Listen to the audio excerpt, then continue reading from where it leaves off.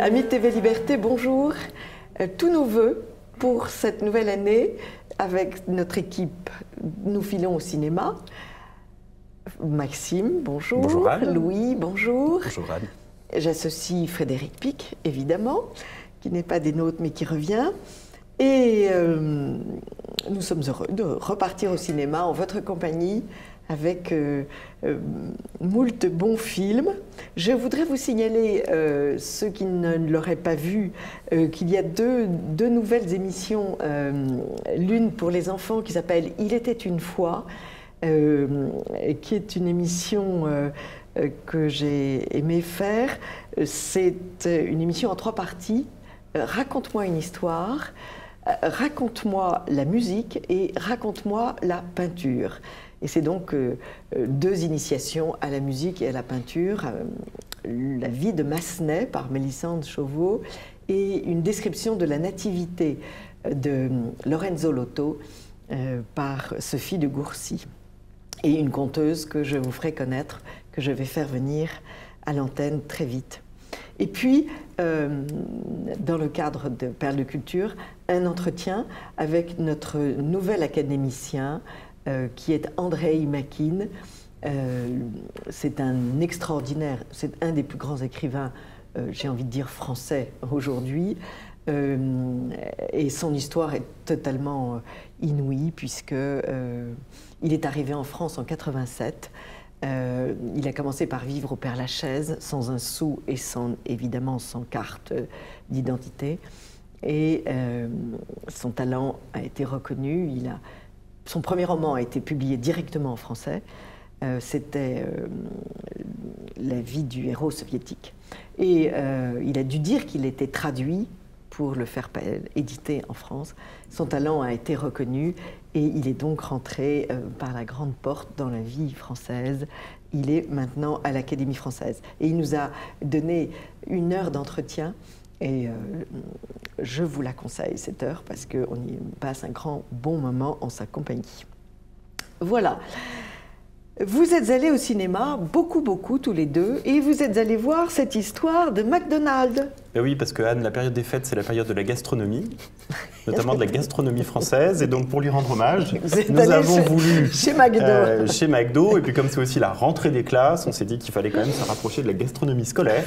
Et donc, nous sommes allés voir The Founder en le anglais, fondateur. C'est-à-dire le fondateur. Alors, il ne s'agit pas du fondateur de l'État chilien et encore moins du fondateur d'une secte, encore que, il s'agit du fondateur de McDonald's. Enfin, du faux fondateur de McDonald's, puisque c'est l'histoire d'un type qui est une sorte d'entrepreneur qui change très souvent d'activité parce qu'il a des succès et des insuccès assez réguliers. Ouais. Et il est présentement, dans les années 50, un peu vendeur en porte-à-porte auprès des restaurants où il vend des machines qui font plusieurs milkshakes à la fois. Oui. Donc il va rencontrer tous les drive-in et un jour quelqu'un, les frères McDonald, en Californie, lui en commande 8, ce qui pour lui est une sorte de jamais vu. Donc il se dit, qui peut bien avoir besoin de 8 machines en même temps? Oui. Et il va les voir et il est surpris par un système de restauration fast-food, qui est rapide, qui est structuré avec une méthode, disons, fordiste, et où en 30 secondes, pas encore automatisé, mais où tout est pensé, rationalisé, de façon à servir le client juste et bien, avec des bons produits, mais dans les temps, sans attente et au bon prix. Donc c'est évidemment un grand succès, et là il a une idée. Il se dit, je vais franchiser la chose. Il réussit à convaincre les 2 frères, à lancer les premières franchises, détour de nombreuses difficultés, jusqu'au jour où c'est un peu un flop. C'est-à-dire qu'il se retrouve sans un sou quasiment, et il va rencontrer un homme qui lui dit, vous êtes trompé de Parce que société. Toucher une franchise, effectivement, de 1% sur 35 cents, c'est peu. C'est rien. En fait, votre business, c'est l'immobilier. Et donc, vous devriez acheter les immeubles, les terrains, les louer très cher aux franchisés, et c'est là que vous allez faire votre chiffre. Et donc, il a créé un groupe extrêmement riche, extrêmement puissant, et il a fini par, on peut le dire, tuer les créateurs de McDonald's, c'est-à-dire qu'ils sont devenus franchisés de leur associés, et comme il ne respectait pas les normes que lui édictait, il a fini par les faire fermer, à leur retirer le nom McDonald's en ouvrant en face de chez eux un vrai, authentique McDonald's à sa façon. C'est quand même d'une brutalité assez incroyable. C'est l'histoire de l'économie américaine. C'est néanmoins une histoire vraie qui est assez comme ça que ça se passe. Intéressante. En fait, pour moi, le film est un petit peu long, ça montre quand même l'histoire d'un type qui est prêt à tout pour réussir. Sa devise, c'est la persévérance. Voilà, qui en soi est une c'est un obstiné. Bonne devise. J'ai vu la bande dessinée, ça m'a pas... Et vous, Louis? Je pense que Louis a aimé aussi. J'ai bien aimé, effectivement. Oui. Donc, comme vous disiez, il y a quelques petites longueurs pour ce biopic, mais c'est vraiment pas mal fait. Ce que j'ai beaucoup aimé, la façon dont on relatait la réussite des frères McDonald au tout début, avec ce cours de tennis qu'ils prennent pour... grandeur nature, enfin une sorte de plan pour grandeur nature où ils installent, ils dessinent à la craie les meilleurs emplacements possibles pour les différents établis, et on voit effectivement c'est du Fordisme à l'état pur, et c'est extraordinaire, ça marche. La seule différence, c'est que cet arriviste, finalement, ce parvenu qui est le fondateur ne respecte absolument pas les normes même de la gastronomie telles que les frères McDonald l'avaient envisagé. Oui. Et donc il y a tout un moment, plusieurs... Donc il y a un détournement. Absolu. Oui. Et avec les milkshakes notamment. Voilà, sur les milkshakes que lui veut mettre en poudre, alors qu'eux s'opposent aux milkshakes en poudre pour avoir des vrais milkshakes, pour avoir des bonnes qualités, des bonnes qualités nutritives. Oui, ce qui est quand même lourd de signification. Ça veut dire que d'un projet qui pouvait être bon, originellement, il en a fait des produits mauvais. Alors, bon, après, on montre aussi que le groupe a changé depuis, hein, mais ça a évolué. Manifestement, ce n'était pas le grand amour au sein de l'équipe de ce monsieur, puisqu'il y a notamment celui qui lui a dit « Monsieur, vous vous êtes trompé de business, en fait, vous faites de l'immobilier, vous ne le savez pas ». En 67, le lâche. C'est aussi le lâche dans les années 60. Il n'a jamais plus parlé de McDonald's. Donc, après 10 ans de travail ensemble, donc je ne sais pas évidemment ce qui s'est passé. Et puis on apprend aussi qu'il part avec quand même la femme de l'un de ses collaborateurs, donc même si c'est en douce. C'est un homme charmant, décidément, il aime piquer les choses. Il a toutes les qualités. Bon, voilà, c'était donc le fondateur. Mais on ne nous montre qu'un divorce, alors qu'en réalité il a divorcé deux fois avec ses deux premières femmes. C'est vrai. Il était difficile à suivre, je crois. La naissance d'une nation, alors Louis. Alors oui, naissance d'une nation, un autre fondateur, The Birth of a Nation, donc la reprise textuelle de l'immense film de Griffith, qui jouait beaucoup visiblement dans la bande-annonce sur une révolte d'esclaves qui a effectivement eu lieu au milieu du 19e siècle. Donc ce film met en scène un pasteur noir, ou une sorte de pseudo-pasteur, on va dire, dans la mesure où il est pris un petit peu à part par les Blancs qui vont lui apprendre les Saintes Écritures. Et ainsi, ça c'est très anglo-saxon visiblement, le convaincre les autres Noirs de la nécessité de rester esclaves et bien soumis à leur maître. Bien sûr. Alors, parce que c'est bon pour eux. Parce que c'est bon pour eux, exactement. Sauf que, voilà, au bout d'un moment, ce pasteur se rend compte que ça ne marche pas du tout et que dans les Saintes Écritures, ça ne marche pas non plus. La vérité vous rendra libre. Vous rendra libre.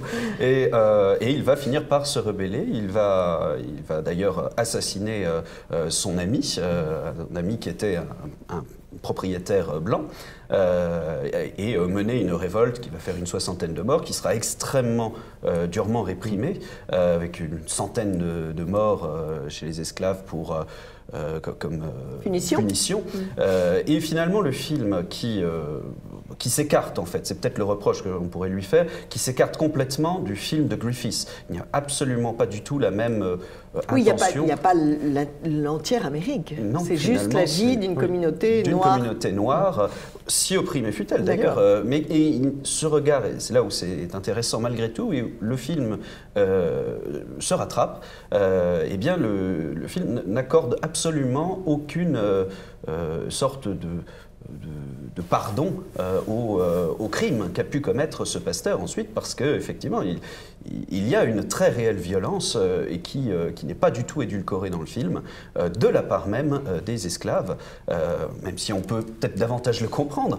ça n'est absolument... C'est un film sans concession. Et donc, malgré tout, il y a de très belles images, une façon très proche de Mel Gibson, d'ailleurs, de filmer. Beaucoup de références à Braveheart, notamment la toute fin.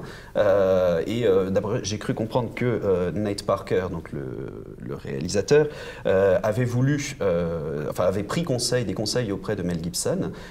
Et donc, c'est un film vraiment intéressant, qui gagne à être vu, et qui gagne d'autant plus à être vu que la Paramount Pictures l'a complètement lâché pour une affaire absolument scandaleuse qui caractérise bien les États-Unis. Lui qui n'avait jamais eu de problème, au beau milieu de son film, est rattrapé par une vieille histoire lorsqu'il était étudiant, une vieille histoire de viol, dont il a été totalement disculpé, mais évidemment, quand on est touché par cela, on la ressort, et donc évidemment, son film a eu beaucoup de difficultés. Et qui avait intérêt à sortir ça pour le descendre ? Ça, on se demande. Je ne sais pas, puisque l'affaire est ressortie en 2012, après le suicide de la malheureuse qui avait été victime du viol.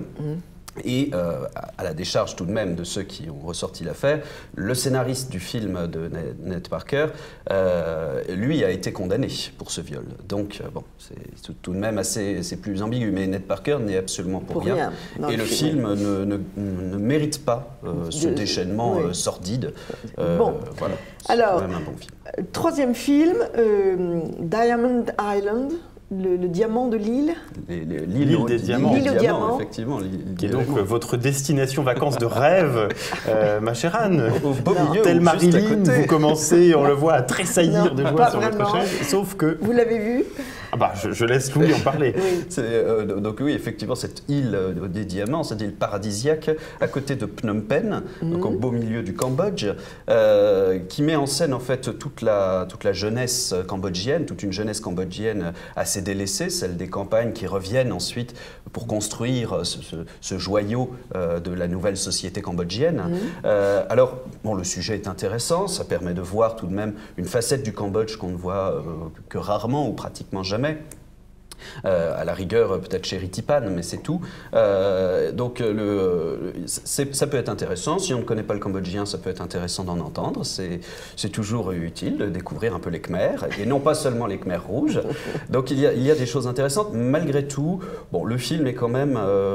il y a beaucoup trop de déjà-vu. David Chou, je crois, c'est le réalisateur. Je ne sais pas comment il faut le prononcer.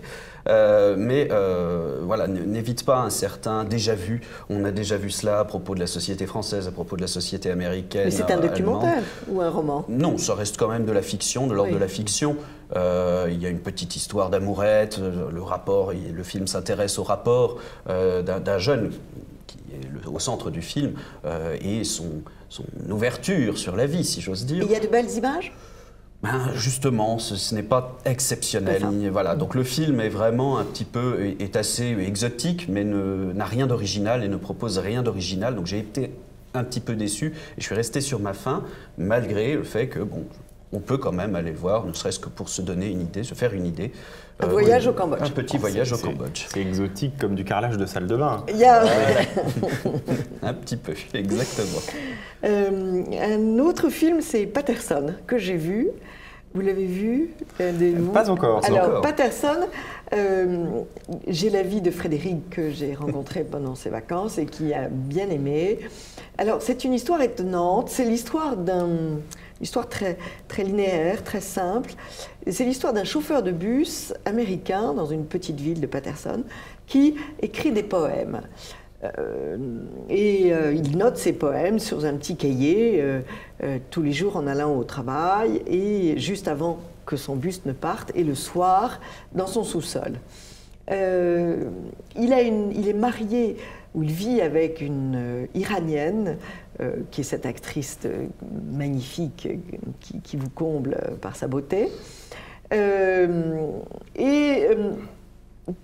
Le film se déroule sur 8 jours, donc nous avons lundi, mardi et mercredi et le reste. Jusqu'à ce qu'il se passe quelque chose, je ne vous dis pas le quoi. Alors, c'est extrêmement lent comme film, c'est extrêmement répétitif, c'est plein d'humanité. Cette vie qui est sauvée, cette vie qui est toute modeste, qui est sauvée par la poésie et l'amour, puisque cette femme l'aime et l'entoure. Pour moi, c'est toujours un peu gênant de voir célébrer un texte en disant que c'est de la poésie quand ça n'en est pas. C'est comme quand on vous montre un tableau où il n'y a pas non, tout de est poésie. lumière. Voilà, quand la femme de ménage écrit « je t'aime » au jardinier, ça devient de la poésie sous prétexte qu'il y a 2 lignes et que ça rime. Mais malheureusement, dans l'écriture parfois ça ne rime même pas. Il n'y a plus de rime, parce que déjà, pour faire des rimes, c'est très compliqué. Même les rimes pauvres. Il n'y a aucune rime. Mais bon, Frédéric Pic, encore une fois, a aimé. Il dit que cette histoire est sublimée par la belle iranienne, on a compris la l'intérêt belle du film. Et la poésie, n'exagérez pas, et l'apparition d'un japonais à la fin, je ne vous en dis pas plus. Personnellement, j'ai trouvé ça un petit peu long, mais... C'est un peu poésie de métro, vous savez, ces vers qu'on voit dans les... Ah non, mais la poésie de métro, c'est des vrais vers. Non, pas toujours. Si. Vous ne prenez pas assez le métro, ma chère. Non, c'est vrai. Du temps où je le prenais, il y avait des eu des vers de Brasiliac. Ah oui, maintenant c'est fini. Alors, vous avez un autre film, un dernier film, oui, alors, il ne faut pas le dire. Alors moi je dirais plutôt, il ne faut pas le voir. Il ne faut pas voir, le film s'appelle « Il ne faut pas lui dire ». Alors, il ne faut pas lui dire, ça part du dîner simple. C'est donc une équipe de filles qui sont plus ou moins amies, plus ou moins cousines. D'ailleurs, c'est un peu douteux parce qu'elles ont toutes Brigitte Fosset pour grand-mère. Alors, on l'appelle Nanouche. Alors, je pense que c'est la grand-mère, la grand-tante, la grand-mère de cœur. Enfin, tout ça est assez ambigu. Mais en tout cas, la blonde, la brune, l'arménienne, elles sont toutes cousines, manifestement, sans que ça pose de problème à personne. Elles n'ont pas du tout le même âge, mais elles sont toutes copines. Et il y en a une qui doit se marier avec un certain Maxime. Et sauf que Maxime la trompe. Ah, c'est du jamais vu au cinéma quand même. Et il se fait surprendre par les bonnes copines. Et donc il ne faut pas lui dire à elle. Qu'il ne faut pas lui dire à elle. Sauf que, évidemment, elle va finir par tout savoir, qu'entre-temps, l'ex de cette fille qui s'appelle Ben revient, et donc va-t-elle épouser Ben, va-t-elle épouser Maxime? Attention, suspense, feu de l'amour, absolument jamais vu, sachant que toutes les autres vont plus ou moins tomber amoureuses de l'homme parfait entre-temps. Donc ça n'est absolument pas caricatural. Non. Mais alors, pas du tout. Ça se passe où, au fait? Alors c'est un film franco-belge, on devine que ça se passe en France, mais enfin c'est pas vraiment sûr, non. Et donc finalement on suit les aventures de Dave, de Yael, de David, de Ben et autres, je ne sais plus les prénoms, avec à vrai dire un peu d'ennui. Un ennui digne d'une série B de l'après-midi. C'est pourquoi je vous dis qu'il ne faut pas lui dire, dont on voit l'affiche partout dans le métro, c'est plutôt il ne faut pas le voir. Merci Maxime. Et vous économiserez votre temps et votre argent. Merci de vous être sacrifié. Et de nos jours, c'est important. Alors je rappelle, nous avons... Et à la place, vous pourrez le donner à Télé Liberté. Même au double. Nous avons parlé du fondateur, de la naissance d'une nation, de l'île aux diamants et de Patterson. Et j'en profite juste pour rajouter pour notre nouveauté, le film ancien qu'il faut, bon film qu'il faut recommander. Et bien du coup avec cette sélection, La naissance d'une nation, mais cette fois-ci de Griffiths, qui a plus d'un siècle, mais qui n'a pas pris une ride pour moi, qui est un film absolument éblouissant à voir, certes avec un fond très daté, si j'ose dire, on s'en rendra compte, mais c'est un très grand film et l'un des plus grands films du cinéma à voir. Très bien. Moi, je signale la parution en DVD du Fils de Jean, que nous avions beaucoup aimé. Oui. Voilà, amis de TV Liberté, à très vite pour une autre chronique de Perles de Culture. Au revoir Louis, au revoir Maxime. Au revoir Anne.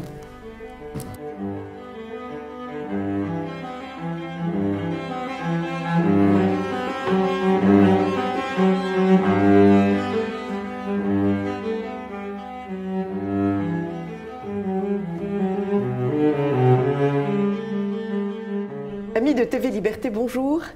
Nous avons la joie de recevoir ce matin Jacques Terpan pour cette rubrique Je lis donc je suis, ou l'art en beauté, comme vous voudrez. Bonjour Jacques Terpan. Bonjour.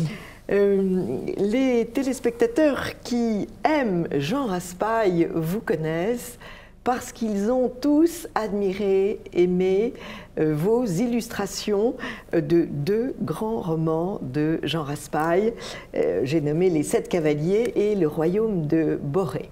Mais peut-être préalablement, comment êtes-vous venu au dessin et à la bande dessinée? Ah, le dessin, depuis toujours, en fait, on n'a pas de souvenir d'un début. Oui. Hein, les enfants dessinent tous. Dans les marges de votre voilà. cahier. Et puis certains, un peu plus malades que d'autres, n'arrêtent jamais. Voilà, j'appartiens à cette deuxième race. Quoi, voilà. Et alors, la rencontre avec Jean Raspail? La rencontre avec Jean Raspail, lorsque je débute en bande dessinée, Oui. j'ai la chance de débuter dès que je sors des Beaux-Arts dans ce qui est la revue la plus célèbre du moment, qui s'appelle Métal Hurlant. Oui. Et Métal Hurlant est tenu par un homme très cultivé qui s'appelle Jean-Pierre Dionnet, qui est une bible de cinéma, de bande dessinée, de science-fiction, puisque Métal Hurlant c'est plutôt de la science-fiction. Et il critique dans ses colonnes très régulièrement Jean Raspail. Ah oui. Voilà. Et donc là, et il le critique favorablement. avec voilà, admiration. favorablement. Oui. Jean-Pierre Dionnet descend d'un père qui avait battu à cheval Laurence d'Arabie en son temps. Donc voilà, il aime l'aventure. Oui. Il aime l'aventure. Et donc il critique Jean Raspail. Et donc je découvre dans les colonnes de ce journal où je débute cet écrivain. Je le lis.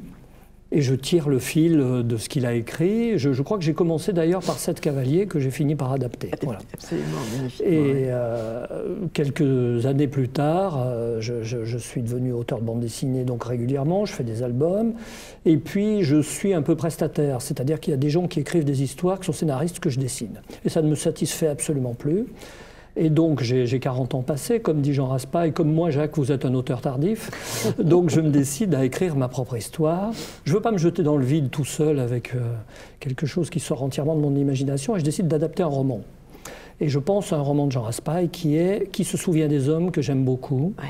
Je suis d'ailleurs un lointain cousin de José Empereur, qui est à la base de Qui se souvient des hommes, l'ethnologue. Et je relis ce roman et je vois que ce sera très difficile. Là, la Calouf de base parle peu, je rappelle pour vos auditeurs. Il ne parle pas presque voilà, pas, puis tout est très blanc. Voilà. Racontez-le. Ça serait assez beau. Redites-nous le cadre. Alors, le cadre, c'est simple, c'est l'histoire des premiers Indiens qui arrivent par le détroit de Bering. Et une petite nation, toute petite, qui est tout le temps poussée par ceux qui arrivent et qui vont se retrouver en terre de feu, dans ce qu'il y a de plus démuni, des glaçons. De plus rude. De plus rude. Ils sont entièrement nus, enduits de graisse de phoque pour survivre. Et ils vont de grève en grève, c'est leur seule vie, jusqu'à ce qu'arrive dans le détroit qui porte son nom, les caravelles de Magellan, et qui signent la fin de leur monde, en fait. Voilà. Donc c'est toute cette histoire, jusqu'au XXe siècle, que raconte Jean Raspail, d'après un livre, je cite son nom parce que c'est un lointain parent, d'après un livre d'un homme qui a sauvé leur mémoire, qui est José Empereur, qui est un ethnologue. Voilà. Et donc, je me replonge dans ce roman, je vois que ce sera très difficile en bande dessinée. Oui. J'y arriverai peut-être aujourd'hui, qui sait, mais à l'époque, je n'ose pas. Oui. Et je me dis, mais qu'est-ce que j'ai lu d'autre? Et j'ai lu 7 cavaliers, je le relis, et là, je suis dans de la bande dessinée. En fait, c'est très simple. C'est très simple pour moi, donc je me lance là-dedans et je l'adapte. Et je rencontre Jean Raspail. Et vous aimez les chevaux? J'aime les chevaux, voilà. Comme montre cette planche. Voilà, j'aime les chevaux. Et je rencontre Jean Raspail à ce moment-là, une amitié se fait. Jean Raspail dit souvent, pour rire, à partir de ce moment-là, nous sommes devenus Raspan et Terpaille. et donc voilà, et j'adapterai 2 de ses livres. Alors, maintenant, vous avez extrait ce nouveau livre pour lequel vous venez, qui s'appelle Capitaine perdu, qui est en 2 tomes chez Glénat. Oui. Vous avez pris un sujet, vous avez trouvé un personnage dans ce livre que nous avons beaucoup aimé, En canot sur les chemins d'eau du roi. Voilà, racontez-nous ce livre de Jean. J'ai donc fait 2 romans de Jean Raspail. Pour moi, ça faisait 6 albums de bande dessinée. Ouais. Donc 6 albums, c'est 6 années pour moi. Donc j'ai vécu avec Jean Raspail pendant 6 ans. Donc effectivement, j'ai lu d'autres livres, relu d'autres livres. Et puis, il y avait ce dernier livre, En canot sur les chemins d'eau du roi, qui est un livre de voyage. Jean Raspail avait fait ce qu'il appelle son voyage fondateur. En 49. En 49, voilà. Il a 20 et quelques années. Il recrée, alors qu'il se cherche beaucoup, il ne sait pas encore ce qu'il va devenir. Oui. Il recrée en canot, dans les conditions d'époque, le voyage du père Marquette, le découvreur du Mississippi. Donc, Il remonte le Saint-Laurent, tombe avec des amis scouts. Trois amis comme lui, voilà, scouts comme lui. Voilà. Ils refont le voyage.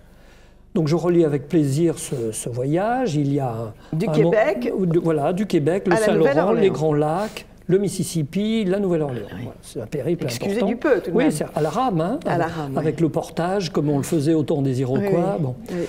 Et puis il y a deux ou trois moments fondateurs dans ce livre. Un notamment où Jean arrive dans une île où il y a un panneau à l'entrée réserve algonquine.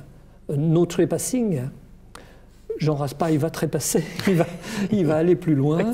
Il suffit de mettre une interdiction devant Jean Raspail pour qu'il l'enfreine. Et il va aller plus loin il n'y a plus rien. Et ça se retrouve dans tous ses livres, en fait. C'est toujours Raspailien, oui. Et aujourd'hui, dans son bureau, derrière lui, il y a un cadre avec la pancarte empruntée à ce moment-là dans cette réserve disparue. Et plus bas, beaucoup plus tard, alors sur le Mississippi, à un moment, il campe dans le fort de Chartres, qui à ce moment-là est une ruine. Le fermier de l'époque les laisse rentrer. Et là, il rêve beaucoup dans ce fort de Chartres, et puis il a emporté un peu de documentation avec lui. Et il se rend compte que là, il s'est passé quelque chose. Là, un capitaine qui s'appelle Saint-Ange. Le traité de Paris, c'est 1760, les bases, la signature, c'est 63. 65, ce capitaine est toujours là, en fait, avec une garnison. Traité de Paris qui a vu la vente, voilà, soi-disant quelques arpents. La cession, sans vente. Sans vente, en sans plus. Vente, oui, le don gratuit. Oui, voilà, on lâche l'Amérique pour quelques arpents de neige, dira ce visionnaire de Voltaire, alors que c'est grosso modo tout le Canada et un peu plus de 20 États américains. Voilà. Voilà. Ça commence derrière les 5 colonies, les 13 colonies pas anglaises, mais ça se termine au pied des Rocheuses. Voilà. Donc tout ça s'en va, mais pourtant ce capitaine est toujours là. Et pourquoi il est toujours là dans ce fort, avec sa garnison? Donc ça pose question à Jean Raspail, et il comprend que cet homme a du mal à lâcher, et notamment a du mal à lâcher ses alliés, qui sont les Indiens. Voilà. Qui vont être massacrés. Voilà, et qui eux, à ce moment-là, se battent. Donc ça m'interroge, c'est quelques lignes dans le bouquin de Jean. Mais votre imagination est partie. Voilà, alors je suis parti, mais il faut, c'est Pascal Quignard qui dit ça, il faut un court-circuit pour qu'il y ait pour qu'une histoire se fasse. Et alors le court-circuit se fait de la façon suivante. Je suis sur Internet à feuilleter des actualités et je vois le suicide d'un homme, le colonel Jambon. Robert Jambon se suicide sur le monument aux morts d'Indochine à Dinan. Et il laisse une très belle lettre que je lis, ma dernière cartouche pour une cause orpheline. Voilà. Je lis sa lettre. Et en fait, ce militaire dit qu'il a souffert toute sa vie, on sent le poids dans son courrier, d'avoir dû abandonner les Mongs, au milieu desquels il vivait sur les hauts plateaux, qu'il protégeait contre les incursions des maoïstes et contre les militaires des communistes. Voilà. J'ai oublié son nom, du célèbre Ho Chi Minh. Voilà. Et donc, il raconte ça, et en lisant ça, je comprends que mon capitaine, sur les bords... a vécu le même drame. C'est le même drame, c'est celui vécu par Charton à la RC4, à qui on dit « il faut évacuer Kaobang », qui dit « oui, mais et les gens ?» Et on lui dit « non, non, vous évacuez par la piste ». Et Charton emmène toute la ville, dont personne ne sortira vivant, mais il emmène quand même tous les gens. Le commandant Guillaume, de même, voilà, qui s'est occupé des Mongs. C'est Élie de Saint-Marc qui, traumatisé parce que lui le fait, par le fait d'avoir abandonné ses Tonkinois, refusera de refaire la même chose en Algérie. Et je comprends que l'ancêtre de tous ces gens est sur les bords du Mississippi, à Fort de Chartres. Voilà, c'est le court-circuit. Alors vous mettez en exergue une très belle citation d'un historien américain, Francis Parkman. « La civilisation espagnole a écrasé l'Indien. La civilisation anglaise l'a méprisé et négligé. La civilisation française l'a étreint et chéri. » Voilà. Et c'est vrai que dans votre livre, on sent cette amitié entre les Indiens et ce corps d'armée et ce capitaine perdu. En fait, dans cette période, où la France s'en va. Il y a deux Amériques qui cohabitent. Une qui est industrieuse et protestante et basée sur un racisme absolu, ce qu'on oublie toujours de dire quand on est américain. C'est-à-dire qu'il n'est pas possible de fréquenter... ces gens qui nous donnent des leçons de morale à longueur d'année. Il n'est pas possible de se mélanger, de fréquenter ces autochtones épouvantables. La France de la même époque est construite sur exactement l'inverse. Mais alors, les historiens américains aujourd'hui nous disent les Français sont très peu nombreux, ce qui est vrai, ils sont 70 000 et il y a 1 million d'anglo-saxons. Hein, donc la démographie dans l'histoire s'était pliée. Hein, même si Voltaire se trompe complètement sur les enjeux, la démographie faisait que le combat était perdu. Mais Champlain, fondateur du Canada, dit aux Hurons, pour que les deux peuples ne fassent qu'un. Donc c'est déjà pas du tout le système anglo-saxon. Marquette, cher à Jean Raspail, lorsqu'il arrive dans l'Illinois et qu'il rencontre les premiers Illinois, leur dit « Nous viendrons, nos garçons épouseront vos filles ». Donc c'est quand même le contraire absolu de l'Amérique que l'on connaît, de l'Amérique anglaise. Et effectivement, je vais ensuite dans les actes paroissiaux, que les jésuites dans leurs églises en rondins faisaient comme s'ils étaient dans le Limousin ou dans la Drôme. Et donc on voit les mêmes choses, les mêmes formules. Et je trouve par exemple l'année 1760, l'année où on perd l'Amérique, où on signe le premier traité de Paris, 1760, le jésuite qui est à Notre-Dame de l'Immaculée Conception de Kaskaskia baptise 20 enfants. Sur 20 enfants, 17 ont une mère indienne pure. Bien sûr. Voilà. Donc un Indien, un Français de l'Amérique, ça ressemble souvent beaucoup à un Indien. Voilà. Et l'autre jour, je faisais une conférence là-dessus sur Capitaine Perdu, et à la fin de la conférence, je lisais une liste de noms. Et il y avait 30 noms, qui étaient des noms Archambault, etc. Et je demande aux gens, à votre avis, qu'est-ce que c'est? Alors ils me disent, je ne sais pas, des soldats de Fort de Chartres.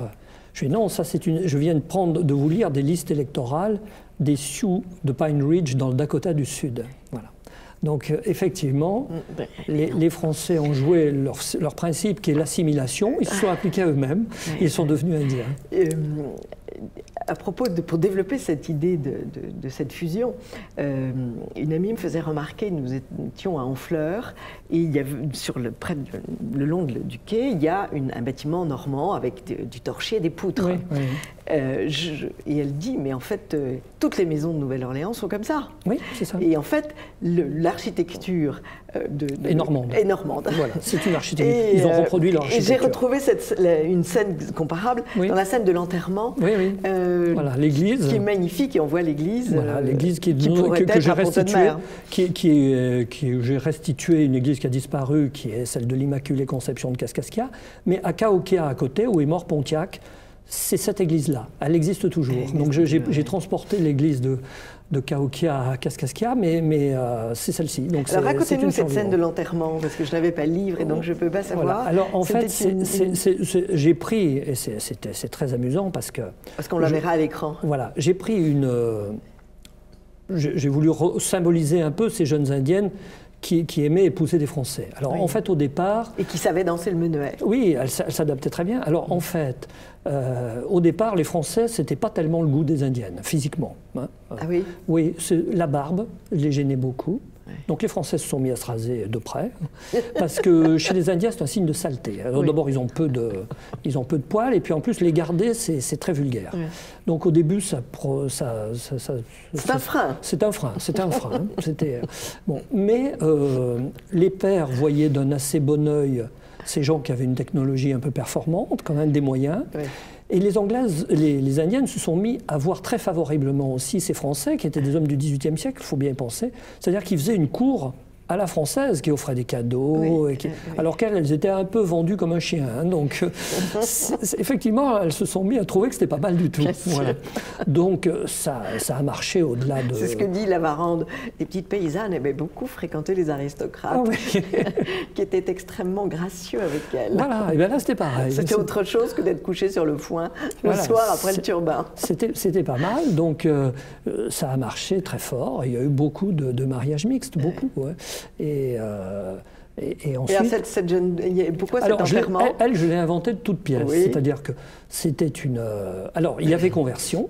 Il y a des conversions, bien sûr. Alors, il y avait conversion parce qu'on épousait des indiennes, mais elles se convertissaient. Bien sûr. Il faut rappeler, quand on dit souvent que, et comme nous le disent les historiens, oui, bon, bah, c'est parce que c'est là-bas au bout du monde, et c'était le bout du monde, Oui. qui avait cette mixité, en fait.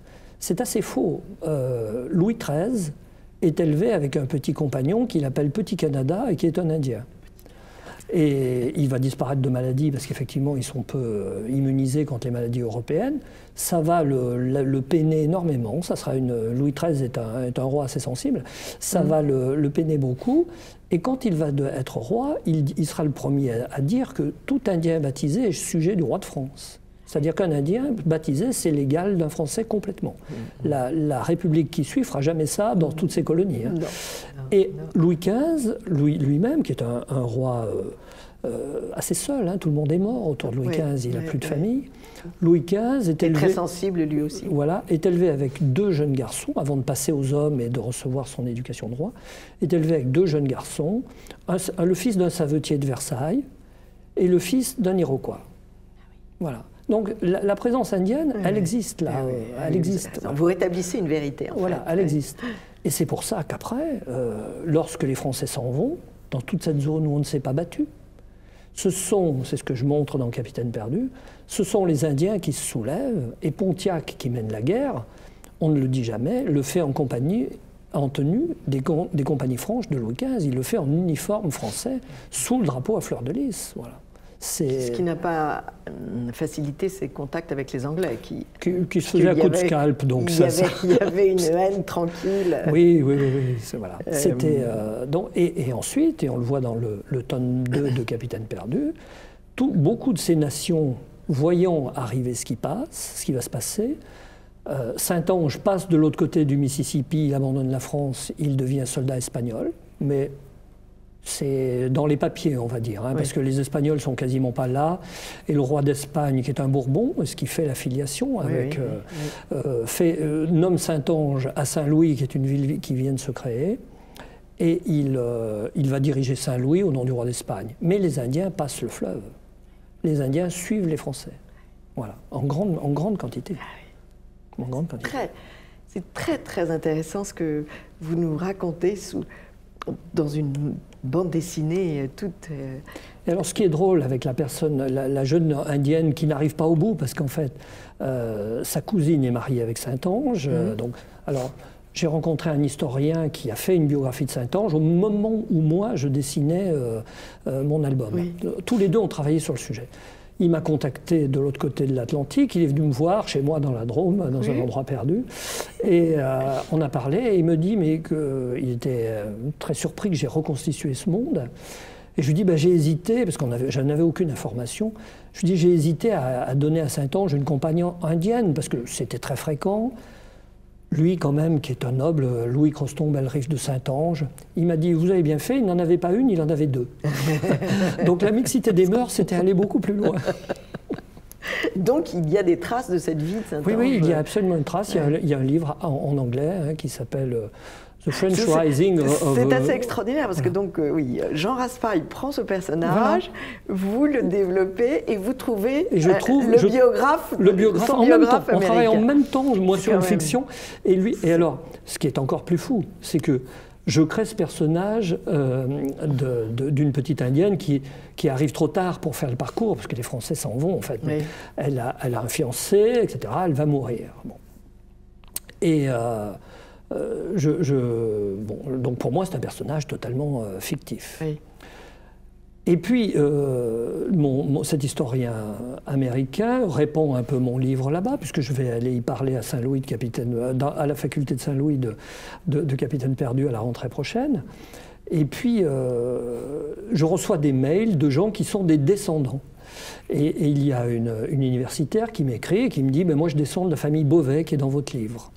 Et ça me paraissait tout à fait plausible, parce que les Beauvais sont une grande famille possédante, donc rien là-dedans me surprend.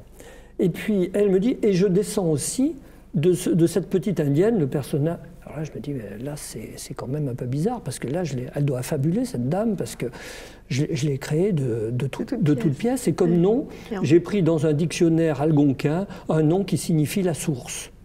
Voilà, donc pour faire un nom féminin, quoi, c'était tout. Et je dis ça à Karl Ekberg, le biographe de Saint-Louis, je dis, elle doit se tromper, cette dame, j'ose pas dire, elle doit affabuler. Et il m'envoie des actes paroissiaux où le nom en question existe. Et donc j'ai inventé un personnage fictif qui existait. Voilà. Ça prouve l'exactitude de votre imagination. Voilà. Non, alors, on n'a pas parlé maintenant de votre don de dessinateur et de peintre, mais c'est tout à fait magnifique, en commençant par... Je ne sais pas si je commence par les beaux hommes ou si je commence par les chevaux. Il y a peu de chevaux, à la limite, parce que... Ah oui, les chevaux sont tout de même très très beaux. Il y en a qu'un, c'est le capitaine qui l'a, mais sinon c'est une période... Les Indiens à cheval, ce sont les grandes plaines, hein, les Sioux, etc. Oui, non, mais c'est un paysage de forêt, il y en a moins. Non, mais c'est les chevaux Voilà, c'est les chevaux des Français. Des Français, bien sûr. Voilà. Et puis vos indiennes sont terriblement vraies, terriblement... Et Fort de Chartres est tel qu'il est aujourd'hui, les Américains l'ont restauré, donc on peut le visiter. Il y a d'ailleurs une manifestation annuelle qui s'y déroule, qui s'appelle les rendez-vous, en français, de Fort de Chartres. Ah, c'est génial, qui est un rendez-vous. Voilà. Et puis vos forêts, vous avez des forêts extraordinaires. Ah ben je suis quelqu'un de la nature, je vis à la campagne, donc effectivement. J'avoue que vous m'avez introduit à l'art de la bande dessinée par la beauté de vos dessins et puis l'histoire qui est passionnante, en mouvement. C'est quelque chose, la forêt, le paysage, qui a subjugué les premiers colons, d'où qu'ils viennent, hein, les Anglais comme les autres. Et on a le texte, je crois, d'un Suédois. Les Suédois étaient en dessous de New York un peu, il y avait une communauté, dès le début du XVIIe siècle. Et ils viennent de leur pays quand même, qui n'est pas un cadeau en termes d'agriculture. Et là, ils sont éblouis de ce qu'ils obtiennent, les récoltes, les arbres immenses. Voilà, oui, la richesse. Voilà, la nature pesait lourd quand même à cette époque. Voilà, c'était un plaisir de la dessiner. C'était sûrement. En tout cas, chers amis de TV Liberté, vous serez infiniment heureux avec ce capitaine perdu. Qui en effet préfigure tous ces officiers qui seront obligés d'abandonner c'est l'ancêtre leur poste. De beaucoup d'officiers perchés sur des pitons en Indochine ou ailleurs. Voilà.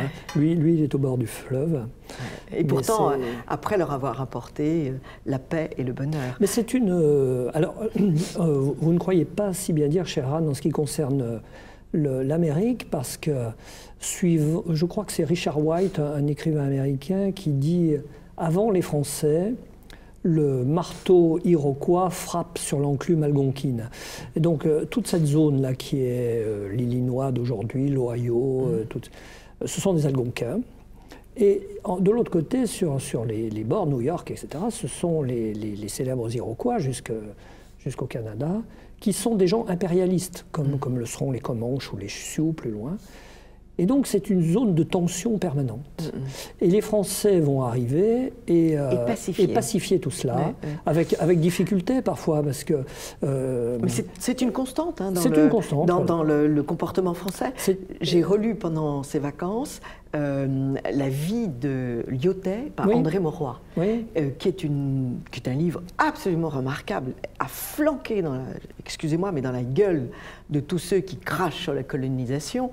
Il n'y a pas une ligne qui ne soit pas une justification, une explication rationnelle des bienfaits. Lyautey commence par l'Indochine, où les gens étaient tellement malheureux qu'ils s'installaient en haut de pitons pour être enfin tranquilles, pour pouvoir lutter contre les ennemis dans la plaine, qui arrivaient par la plaine. Ensuite, il va à Madagascar, et ensuite, il va au Maroc, en confins d'Algérie. Et on voit là qu'il apporte le bonheur et la paix à ces populations, qu'il construit des villes, qu'il construit des routes. C'est ce qui s'est passé vraiment dans ce que cet historien américain appelle le middle ground, c'est ce qui va du Mississippi jusqu'au bord des colonies anglaises. puisqu'effectivement, si les Indiens se battent au nom de la France, c'est parce qu'ils veulent vraisemblablement conserver une situation qui aura été un siècle de bonheur, même si c'est parfois difficile. Il y a des choses amusantes, parce que la guerre est quand même leur sport préféré. Donc parfois, ils vont trouver les Français qui leur disent « C'est bien hein, maintenant cette paix, mais alors, pour faire la guerre, vous avez vu le chemin qu'il faut se taper ?» Alors, voilà. Capitaine perdu, édition Glénat, Jacques Terpan, vous serez infiniment heureux, chers amis de TV Liberté. Je voulais profiter de votre présence pour évoquer le moniteur de Portonins. Je pense que vous êtes Patagon. Je suis Patagon et vice-consul. Alors, vice-consul. Alors, ce moniteur, c'est le bulletin de liaison des amitiés patagones. Est-ce que vous pouvez nous dire ce que sont les amitiés patagones? Alors, c'est le bulletin de liaison, c'est un journal. Magnifique. Magnifique. Beaucoup de photos. Une revue, pour être plus honnête, parce que c'est quand même lourd et charpenté. Et c'est le lien entre tous les Patagons qui sont sujets du roi Aurélie-Antoine Ier, dont Jean Raspail a fait un formidable livre qui est « Moi, Aurélie-Antoine Ier, roi de Patagonie ». Et Jean Raspail en est le consul général. Nous venons de perdre... Je trouve qu'on en a assez peu parlé d'ailleurs. On l'a assez peu salué, notre vice-consul en Irlande, qui était Michel Déon. Bien sûr. Oui, oui. Et il y a des vice-consuls comme ça qui tiennent le poste, comme les anciens capitaines, qui tiennent le poste un peu partout dans le monde. Et alors ce sont des nouvelles. Ils échangent leurs nouvelles. Voilà. Ceux qui ont la chance d'aller en Patagonie envoient des photos pour montrer leur passage en Patagonie.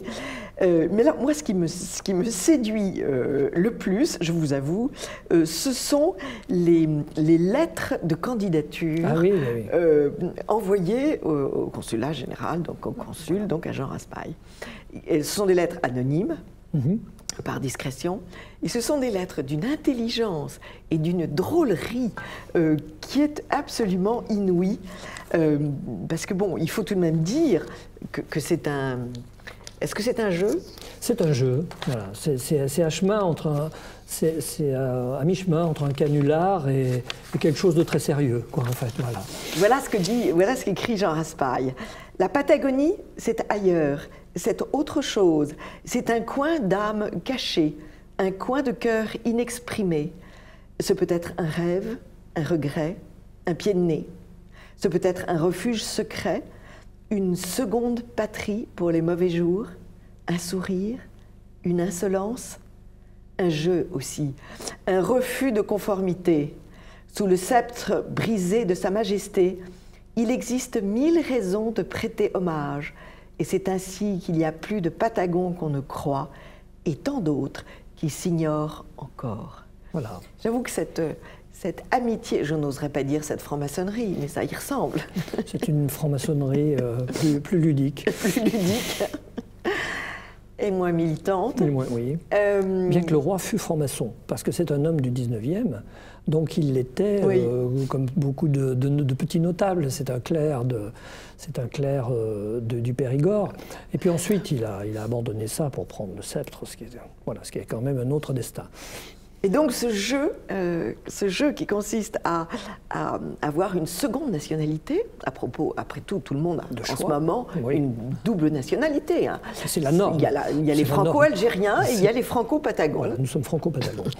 Et nous sommes franco-patagons, je le suis aussi, avec infiniment de bonheur, parce que tous ces gens qui sont patagons ont un regard extrêmement lucide sur notre temps, un regard extrêmement lucide sur notre histoire, et infiniment d'humour et d'insolence. Et ça, pour cela, je remercie Jean Raspail tous les jours. Exactement. Donc, le moniteur de Portonins, et si vous avez envie d'acheter l'un de ces numéros, je crois que ce n'est pas réservé aux Patagons. Non, on peut l'acheter. On peut l'acheter. Il faut écrire à la chancellerie. Il faut écrire à la chancellerie, qui est consulat général de Patagonie, 20 avenue de Lowendal. À Paris. Déjà, l'adresse est fantastique. Oui. 75 015, dans le 15e. Nous ne donnerons pas le nom du rédacteur en chef par discrétion, mais c'est un homme merveilleux qui a un grand sens esthétique lui aussi, et beaucoup d'énergie pour... oui, voilà. Même si le BLAP, le bulletin de liaison des Amitiés Patagones, est à parution variable, c'est son principe. C'est son principe, absolument. En tout cas, merci beaucoup, Jacques Terpent, d'être venu de votre Drôme pour nous présenter votre capitaine perdu, qui ne sera pas perdu pour tout le monde. Et alors, à très vite pour... Vous avez déjà un... Oui, vous avez un autre livre. Oui, j'ai un autre livre qui sort, ce coup-ci avec un scénariste, ce qui ne m'est pas arrivé depuis 8 titres au moins, qui s'appelle Le Chien de Dieu, et qui est une fiction sur les derniers moments de l'écrivain Céline. Voilà. Ça va être fantastique. Vous reviendrez? Je reviendrai. Merci beaucoup. Merci à vous. Merci, amis de TV Liberté. À très vite pour une autre émission de Perles de Culture.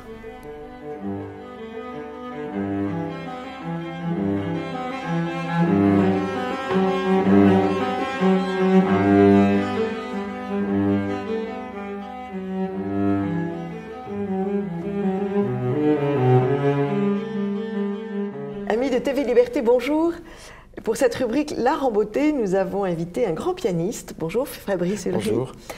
Vous êtes venu déjà à ce micro présenter votre spectacle de l'Olympia, où j'avais été émerveillée de voir une salle comble, alors que l'Olympia, c'est une salle qui a combien de... 1800 places. Et ça a été un spectacle étonnant. Alors, il faut dire que vous êtes surnommé le Chopin du boogie. Alors, comment est-ce qu'on peut expliquer cela?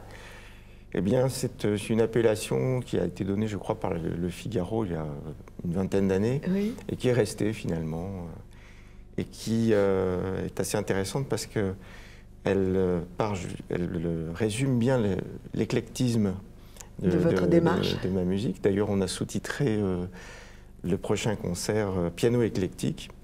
C'est juste un sous-titre, en réalité, parce que cette appellation propose à la fois les racines françaises européennes de ma musique et puis afro-américaine aussi.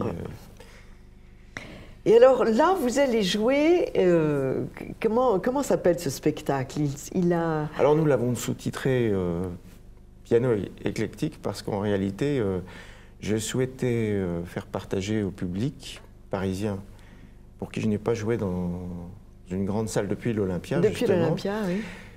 Justement quelque chose de totalement libre. Je rêvais de pouvoir jouer devant vous en me disant, voilà, je ne sais pas ce que je vais jouer, et puis ce sera quasiment improvisé. En réalité, j'ai donné un programme, oui, mais sans vraiment m'engager. Voilà. Et il y a dedans du Bach. Oui, tout à fait. Oui. Alors ce sera du Bach qui sera un petit peu détourné. Du Bach loussiérisé peut-être? Voilà, on peut dire ça, avec quelques variations. Jacques Loussier étant ce musicien qui a été très célèbre en son temps. Dans les années 60, oui, il avait sorti plusieurs disques qui s'appelaient Playback. Voilà. Et dans lesquels on pouvait redécouvrir, ou découvrir même Bach. Oui. Puisqu'il le jouait avec un trio de swing. Oui. Et donc il y avait des parties swing, des parties Bach. Et tout cela n'étant pas un camailleux artificiel, mais s'enchaînant très très bien. Et il y avait une démarche un peu similaire avec les Swingle Singers, oui, avec Christiane Legrand en soliste. Et là, en revanche, on reprenait totalement la partition de Bach à la lettre, oui, mais en l'arrangeant, en la transcrivant pour les voix. Oui. Voilà, avec éventuellement une section rythmique, je crois qu'il y avait Pierre Michelot et Daniel Humer. Ah oui, c'était complètement fabuleux, ces interprétations. Alors, vous donnez ce concert dans un esprit caritatif pour aider la Fondation Résonance, d'Elisabeth Sombart. Oui. Alors, qui est Elisabeth Sombart? Alors, Elisabeth Sombart, nous en avons parlé dans une précédente émission, une pianiste qui, elle, joue plutôt de Bach à Bartók. Oui. Voilà, c'est d'ailleurs pour cela que j'ai sous-titré, j'ai donné un deuxième sous-titre à ce concert, Piano éclectique, et également de Bach à Hendrix. Voilà, c'était un petit peu en référence à Elisabeth Sombart. Et son répertoire donc est également éclectique, on peut le dire, de Bach à Bartók. Oui. Mais ce qu'on peut dire de ce concert que je vais donner donc le 22 janvier, le 22 janvier 17h30, à 17h30 à la salle Cortot, qui est une merveilleuse salle. C'est qu'il sera au profit de sa fondation, au profit de la fondation Ah, qu'est-ce que Résonance, c'est que cette fondation? qu'elle a à peu près créée il y a une vingtaine d'années, on peut dire. En tout cas, elle en a eu l'idée il y a une vingtaine d'années, puis ça s'est concrétisé il y a 15 ans. Et aujourd'hui, cette fondation a 7 filiales dans le monde et son but est de porter une musique de qualité là où on ne la trouve pas, dans les lieux de souffrance. C'est-à-dire les pays en guerre? Alors, ça peut être les pays en guerre, ça peut être les maisons de retraite, les prisons. On va voir quelques images d'une prison en Italie dans laquelle Elisabeth Sombart joue. Et on a des prisonniers très dangereux, enfin classés très dangereux en tout cas, qui ne peuvent pas accéder à la cour centrale et qui écoutent Elisabeth Sombart derrière les barreaux. Voilà, donc on pourra diffuser ce... Et donc cette fondation a des soucis en ce moment parce qu'elle reçoit moins Comme chaque année d'ailleurs, de donations. oui, oui, elle ne vit que de grâce, donations, grâce aux dons et grâce à ses adhérents, tout comme TV Liberté. Donc il faut l'aider. Tout comme TV Liberté. Elle a elle-même un grand talent. Elle joue Chopin de façon très Oui, ce que j'adore dans son jeu, c'est que finalement, elle ralentit tous les tempos. En réalité, elle ne les ralentit pas, mais elle respecte les tempos d'origine. Et donc, elle fait entendre la beauté de la musique plutôt que la virtuosité. Et c'est une démarche assez singulière aujourd'hui dans cette course à la technique actuelle. Poussée par les Japonais, qui vont de plus en plus vite. Les Chinois aussi, et je les suppose. Chinois, oui. Les Chinois, oui. Et c'est vrai qu'elle est tout à fait marquante. Tout le monde, d'ailleurs, se commet dans cette course. On aurait bon dos d'accuser uniquement les Asiatiques. Je pense que c'est une mode qui est là depuis 30 ans. Quoi. Et vous expliquez cela comment? Pourquoi est-ce que tout va trop vite? Je pense que c'est... parce que contrairement à il y a 50 ans, il y a déjà beaucoup de monde sur le marché de la musique, et de moins en moins de public, et de moins en moins de labels. Donc en réalité, une manière de se démarquer, c'est d'aller plus vite. Finalement... c'est une surenchère pour arriver le premier à la corde. Dans la mesure où vous avez un marché qui se restreint, pouvoir se distinguer par un projet musical personnel demanderait peut-être plusieurs vies. Et donc, la virtuosité, pour la virtuosité, en tant que fin en soi, demande moins de temps. Et d'où cet esprit de bête de concours qui pousse dans tous les domaines, pas seulement dans le répertoire classique européen. On a ça aussi dans l'improvisation, on a ça aussi dans la musique américaine, dans le swing, le bebop, etc. On a cette course à la virtuosité, à la performance, je dirais, au sens américain du terme, ils disent performance d'ailleurs. Voilà, donc c'est un petit peu tout contaminé. Et Elisabeth Sombart fait entendre une voix différente. Sa musique. Et c'est pour cela qu'elle remplit les salles d'ailleurs. Parce qu'on peut réentendre cette musique-là dans toute sa beauté et sa simplicité. Chopin en l'occurrence, mais je vous ai dit, son répertoire c'est de Bach à Bartók, donc de toute façon, elle joue toutes les musiques dans leur esprit. Alors on va entendre un extrait de ce que vous pouvez faire avec Bach. Oui, très bien.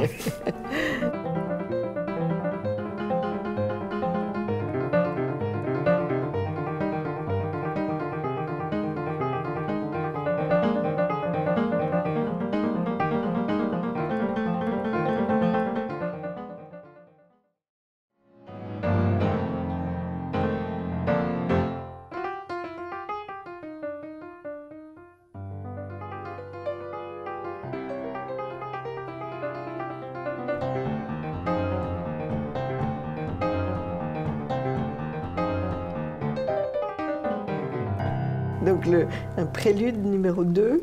Oui, le prélude numéro 2, donc en do mineur. Oui. Voilà, qui, on l'a vu dans cette vidéo, a été joué au Puy-en-Velay, dans la campagne du Puy-en-Velay, l'été dernier, avec des projections en 3 dimensions, dans un spectacle qui est en réalité le spectacle que j'ai donné à l'Olympia, avec une dimension vidéo en plus, Oui. en 3 dimensions, donc projection sur les murs d'un corps de ferme magnifique. Et donc là, il ne s'agissait que d'un morceau de ce spectacle, mais tous les morceaux du spectacle donc, bénéficient de ce dialogue avec les images. Dans ce spectacle qui s'appelle Note en transe, qui n'a été donné qu'une fois, enfin que 2 fois au Puy-en-Velay. Mais donc il est enregistré. Il est enregistré. Donc on peut le trouver sur Internet. On va en passer quelques... Uniquement l'extrait qu'on peut voir. L'extrait, c'est ça. Sur votre site, Fabrice Ellery. Oui, il y a d'autres extraits, mais en réalité, ils n'ont pas été mis en ligne. Le spectacle a été filmé, mais tout mais on n'est qu'au début de cette découverte du cinéma en 3 dimensions, sur n'importe quoi, pas uniquement devant un écran. Toute surface blanche. Ça n'est pas vraiment nouveau dans la mesure où finalement, ça n'est juste qu'un retour à une réponse du berger à la bergère. On avait l'accompagnement de film muet dans les années 20. C'est ça, au début du cinéma. Et maintenant, c'est le cinéma qui accompagne le musicien dans ce spectacle. Oui, vous avez raison. Oui. Non, mais ce que je veux dire, c'est sortir des salles de concert. Prendre un mur de ferme pour passer des images, il fallait y penser. Oui, c'est ça qui est nouveau finalement. C'est ça qui est nouveau, voilà. et Dieu sait s'il y a des murs blancs dans la ville. Ce qui est donc, classique, si vous voulez, c'est le dialogue entre le musicien et l'image. J'ai d'ailleurs commencé ma carrière de pianiste il y a une 30aine d'années en accompagnant les films muets de Buster Keaton. Ah oui. Oui. Donc en réalité, je suis dans des ciné-clubs, dans des petits ciné-clubs. Ouais. En réalité, je suis en terrain connu, sauf que là, si vous voulez, c'est le projectionniste qui improvise avec moi, ce que ne permettait pas avant la technique. Ah oui. Voilà. Mais c'est une tradition. Ah oui, ça va être fantastique, oui. Bon, on espère que vous allez nous faire d'autres projets, d'autres installations ça n'est pas ce musicales que ça. Ça n'est pas ce qui manque. En tout cas, à la salle Cortot, je jouerai donc ce répertoire, Bach à ma manière, et également quelques compositions, les boogie-woogie qu'on a l'habitude de me faire entendre, de vous voir entendre, de vous voir jouer. Oui. Et puis également quelques compositions, je l'ai dit, oui, je l'ai déjà dit, je ne sais plus. Non, quelques compositions de votre cru. Oui, voilà. Et qui sont de quel... Donnez-nous un avant-goût. C'est difficile de parler de sa musique. Alors, je peux parler peut-être de la rencontre qui a provoqué cette musique. Revenons à Elisabeth Sombart. Elisabeth Sombart m'a fait connaître une pianiste qui s'appelle Isée, qui habite Aix-en-Provence, et qui est un petit peu autiste au départ, mais elle a beaucoup progressé, en tout cas elle communique très bien. Mais au départ, elle communiquait presque uniquement par la musique, enfin principalement par la musique. C'était une forme d'autisme léger, et en réalité, j'ai fait connaissance avec elle grâce à Elisabeth Sombart, qui m'a dit « Qu'est-ce que tu peux faire pour elle ?» Parce que finalement, j'ai l'impression qu'elle tourne un petit peu en rond dans sa musique d'autiste, mais moi j'aime beaucoup cette musique-là parce que c'est une musique obsessionnelle qui est proche de mon univers de compositeur. Et donc j'ai écouté son premier disque. Elle a fini par m'adopter parce qu'au début elle était un petit peu sauvage avec moi, cette jeune pianiste. Et elle n'était pas vraiment demandeuse. Ça ne m'étonne pas qu'on vous adopte. Merci. Et finalement, j'ai dit à Elisabeth Sombart, je ne vois pas trop ce que je peux faire. J'ai quand même pu improviser avec elle. Mais en écoutant sa musique... Oui. Elle vous a donné l'idée de créer. Voilà, j'ai eu une idée de morceau que je jouerai à la salle Cortot, justement. Très bien. Voilà.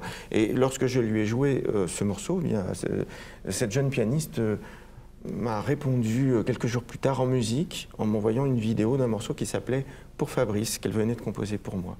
Voilà. Et depuis, nous avons joué ensemble en public. C'est une très belle histoire. Ouais. Oui, c'est une très belle histoire. Donc voilà un exemple de morceau que je jouerai à la salle Cortot, effectivement. J'ai aussi une nouveauté qui s'appelle Fabrice Spécial, voilà, que je jouerai en deuxième partie. Je jouerai en première partie plutôt ce que le public a l'habitude d'entendre. Et puis j'aurai également une transposition de Hey Joe de Jimi Hendrix au piano. Très bien. Voilà. qui se joue normalement à la guitare. Donc c'est un spectacle où l'on peut aller en famille, parce qu'en fait, les jeunes oreilles qui ne seraient pas habituées au classique trouveront leur bonheur. C'est très large. Et je peux vous dire, chers amis de TV Liberté, que la salle est en transe au bout d'un quart d'heure de musique, de votre musique. Oui, il y a de j'ai l'énergie, jamais vu ça. J'ai senti à l'Olympia une atmosphère de chaleur autour de vous. Et les gens venaient de très loin en plus. Les gens venaient du quatre coins de la France pour et de Belgique aussi. J'ai eu un quart de Belge. Un quart de Belge. Donc c'est Salle Cortot, c'est le dimanche 22 janvier à 17h30. La salle Cortot, c'est 78 rue Cardinet. C'est une très très jolie salle. Il en coûte ? Ah, je ne sais pas, je ne suis pas au courant. Voilà, les artistes sont très désincarnés. Ce sera en tout cas au profit... c'est au profit de l'association de la Fondation Résonance, au profit de la Fondation Résonance d'Elisabeth Sombart.